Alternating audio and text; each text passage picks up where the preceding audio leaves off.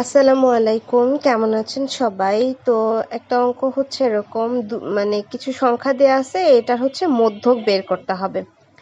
তো মধ্যক যখন মানে বের করতে হয় এবং সেটা যখন মানে জোড়া সংখ্যার মধ্যক হয়, যেমন মানে জোড়া জোড়া দেয়া থাকে যখন, সেটার মধ্যকটা বের করার একটা নিয়ম আছে।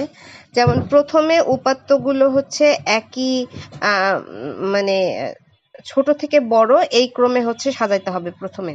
হ্যাঁ, যেমন এখানে তো এলোমেলো ভাবে দেয়া আছে যে আমরা এটাকে প্রথমে হচ্ছে ছোট থেকে বড় ভাবে সাজাইলাম, যেমন 2 4 4 5 7 8 12 15। হ্যাঁ, তারপরে যে জোড়া, এখানে যেমন এখানে 8টা জোড়া, মানে 8টা আছে, মানে প্রত্যেকটাই জোড়া জোড়ায় আছে।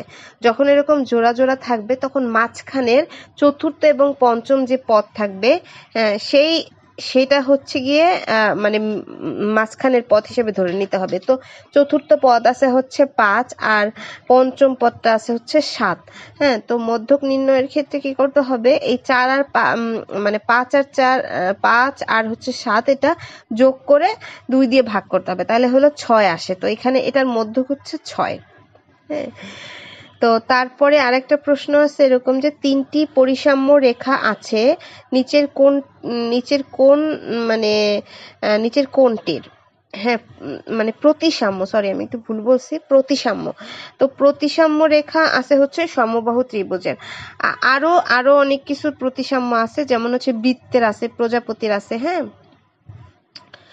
তো প্রতিসাম্যটা হচ্ছে এইরকম, যেমন এমন একটা কাল্পনা রেখা যা কোনো আকৃতি বা বস্তুকে দুটি অভিন্ন ও সমান অংশে বিভক্ত করে। মানে হচ্ছে ভাঁজ করলে, আপনি মাঝ বরাবর যদি ভাঁজ করেন তাহলে উভয় অংশে একে অপরের সাথে মিলে যায়। যেমন একটা বৃত্ত যদি একেবারে মাঝ অংশে আপনি দাগ দিয়ে যদি ভাগ করেন তাহলে এপাশ ওপাশ কিন্তু সমান থাকবে একদম।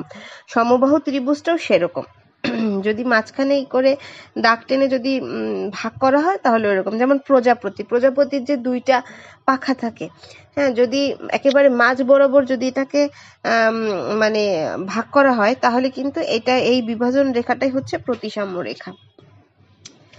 তো আশা করছি সবার ভালো লেগেছে, সবাই ভালো থাকবেন, আল্লাহ হাফেজ।